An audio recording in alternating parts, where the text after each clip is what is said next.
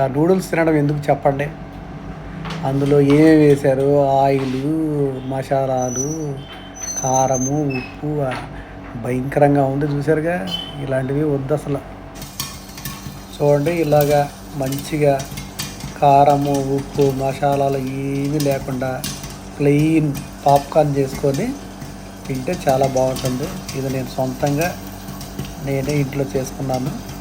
మీరు కూడా చేసుకోండి, బాగుంటుంది. ఎందుకు అన్నెసరిగా నూడిల్స్ అని అవని ఇవని ఎందుకు చెప్పండి? స్నాక్స్ అని తినాలనుకుంటే కన్నా సింపుల్గా ఇలాగా జస్ట్ ఆలివ్ ఆయిల్ కొంచెం లైట్గా వేసుకొని చేసుకుంటే చాలా.